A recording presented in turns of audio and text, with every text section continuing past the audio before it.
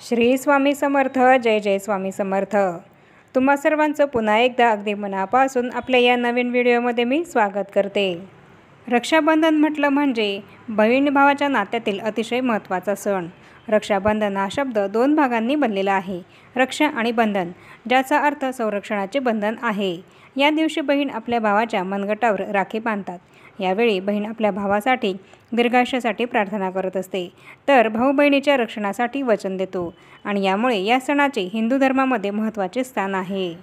रक्षाबंधनाचा हा सण फक्त रेशमी धाग्यापुरता मर्यादित नसतो, तर वचन, स्नेह आणि विश्वासाचा उत्सव मानला जातो.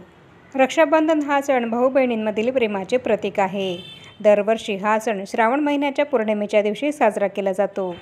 राखी पौर्णिमा म्हणजेच रक्षाबंधनाचा हा सण भाऊ बहिणींना प्रेमाच्या बंधनामध्ये बांधतो आणि म्हणूनच प्रत्येक भाऊ बहिणीसाठी हा दिवस खूप खास असा मानला जातो. हिंदू पंचांगानुसार रक्षाबंधन हा सण श्रावण महिन्यातील पौर्णिमेच्या तिथीला साजरा केला जातो. यंदा पौर्णिमा तिथी ही 8 ऑगस्ट रोजी दुपारपासून सुरू होणार आहे. मात्र रक्षाबंधन हे 8 तारखेला साजरे होणार की 9 तारखेला साजरे करावे, या संभ्रमामध्ये अनेक जण आहेत.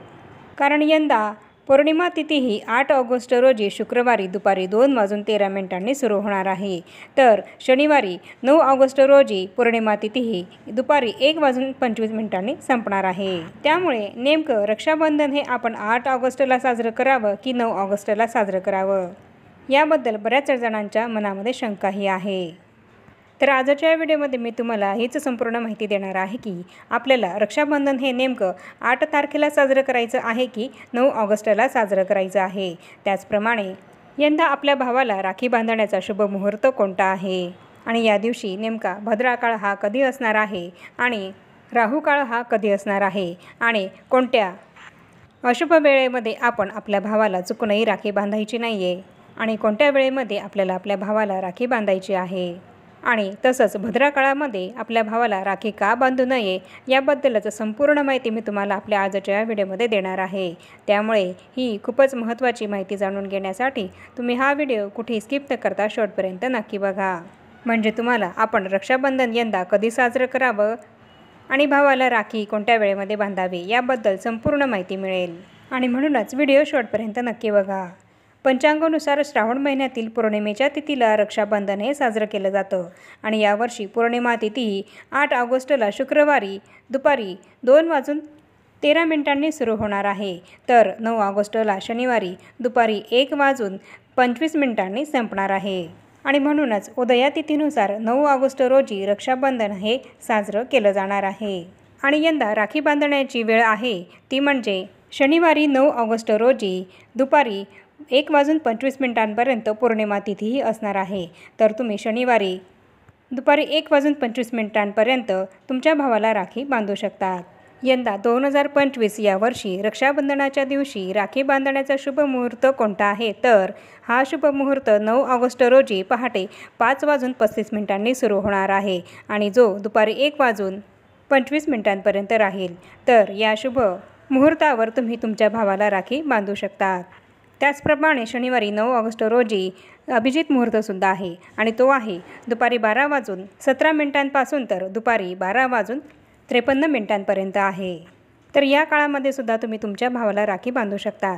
त्याचप्रमाणे या दिवशी शनिवारी 9 ऑगस्ट रोजी राहू काळसुद्धा आहे, तर शनिवारी सकाळी 9 वाजेपासून तर 10:30 वाजेपर्यंत राहू काळ हा असणार आहे. तर या राहू काळामध्ये सुद्धा आपल्याला आपल्या भावाला चुकूनही राखी बांधायची नाही आहे. शनिवारी 9 ऑगस्टला सकाळी 9 पासून तर 10:30 हा जो काही 1.5 तासांचा काळ आहे, तर तो काळ सोडून आपण शनिवारी दुपारी 1:25 आपल्या भावाला राखी बांधायची आहे. शास्त्रानुसार भद्राकाळामध्ये रक्षाबंधन साजरं करणं शुभ मानलं जात नाही, त्यामुळे या काळामध्ये भावाला राखीही चुकूनही बांधू नये. त्यामुळे यंदा रक्षाबंधनाच्या या सणाच्या दरम्यान भद्राकाळाचे सावट आहे की नाही, तर बघा, यंदा रक्षाबंधनाच्या या सणावर भद्राकाळाचे सावट नाही आहे. 9 ऑगस्टला शनिवारी सकाळी सूर्योदय होण्याच्या आधीच भद्राकाळ हा संपत असल्यामुळे यंदा रक्षाबंधन या सणावर भद्राकाळाचे कुठलेही सावट नाही आहे. पंचांगानुसार यंदाचा भद्राकाळ हा 8 ऑगस्ट रोजी शुक्रवारी दुपारी 2:12 सुरू होणार असून 9 ऑगस्ट रोजी मध्यरात्री 1:52 संपणार आहे. त्यामुळे आपल्याला 8 ऑगस्टला रक्षाबंधन हे साजरं करायचंच नाही आहे, तर आपल्याला रक्षाबंधन हे 9 ऑगस्टला शनिवारी साजरं करायचं आहे. आपल्या भावाला राखी ही आपल्याला शनिवारी बांधायची आहे आणि सांगितलेल्या शुभ मुहूर्तामध्ये आपल्याला आपल्या भावाला राखी बांधायची आहे. भद्रा काळामध्ये आपल्या भावाच्या हाताला राखी का बांधू नये यामागे एक पौराणिक कथा आहे. भद्रा काळ हा राक्षसी काळ मानला जातो. त्यामध्ये कोणतेही शुभ कार्य करणं हे योग्य मानलं जात नाही. पौराणिक कथेनुसार भद्रा भगवान सूर्य आणि त्यांची पत्नी छाया यांची कन्या आहे, तसंच शनिदेवाची बहीण आहे. त्यामुळे भद्रामध्ये राखी न बांधण्यामागे एक आख्यायिका आहे. त्यानुसार लंकेचा राजा रावणाला भद्रा काळामध्ये त्याच्या बहिणीने राखी बांधली होती. भद्रा काळामध्ये राखी बांधल्यामुळे रावणाचा नाश झाला असं सांगितलं जातं. अशा स्थितीत या श्रद्धेच्या आधारे जेव्हा जेव्हा भद्रा काळ लागतो तेव्हा बहिणी आपल्या भावांच्या मनगटावर राखी बांधत नाही. तो काळ लोटल्यानंतरच राखी बांधता येते. आणि त्याचप्रमाणे दुसऱ्या मान्यतेनुसार भद्रा ही शनिदेवाची बहीण आहे. न्यायदेवता शनिदेवाप्रमाणेच भद्रा ही स्वभावाने उग्र आहे. असं म्हटलं जातं की भद्राला ब्रह्मदेवाने शाप दिला होता की जो कोणी भद्रा काळामध्ये कोणतेही शुभ कार्य करेल त्याला त्यात यश मिळणार नाही. त्याचप्रमाणे भद्राशिवाय राहू कालामध्येही कोणतेही शुभ कार्य करणं हे निषिद्ध मानलं गेलं आहे. रक्षाबंधनाचा सण भद्रा काळ वगळता शुभ काळामध्ये साजरा करावा असं शास्त्रामध्ये सांगितलं आहे. तर यंदा आपल्याला 9 ऑगस्ट रोजी शनिवारी रक्षाबंधन हे साजरं करायचं आहे. आणि आजच्या व्हिडिओमध्ये मी तुम्हाला संपूर्ण माहिती दिलेली आहे की यंदा रक्षाबंधन हे आपल्याला कधी साजरं करायचं आहे आणि रक्षाबंधनाचा शुभ मुहूर्त कोणता आहे, कोणत्या वेळेमध्ये आपल्याला चुकूनही राखी बांधायची नाही आहे, तसंच राहू काळ कोणता आहे आणि यंदा रक्षाबंधनाच्या या सणावर भद्रा काळाचे सावट आहे की नाही याबद्दल संपूर्ण माहिती मी तुम्हाला आजच्या या व्हिडिओमध्ये दिलेली आहे. तसंच अभिजित मुहूर्त कोणता आहे याबद्दलसुद्धा मी माहिती तुम्हाला या व्हिडिओमध्ये दिलेली आहे. यंदा रक्षाबंधनाच्या सणावर भद्राचं सावट आहे की नाही याबद्दल मी तुम्हाला या व्हिडिओमध्ये माहिती दिलेली आहे. त्याप्रमाणे तुम्हीसुद्धा सांगितलेल्या शुभ मुहूर्तावर 9 तारखेला तुमच्या भावाला राखी बांधा आणि रक्षाबंधनाचा हा सण आनंदानं साजरा करा. आणि आता या छोट्याशा माहितीसह आपण आपला आजचा हा व्हिडिओ इथेच थांबवूया.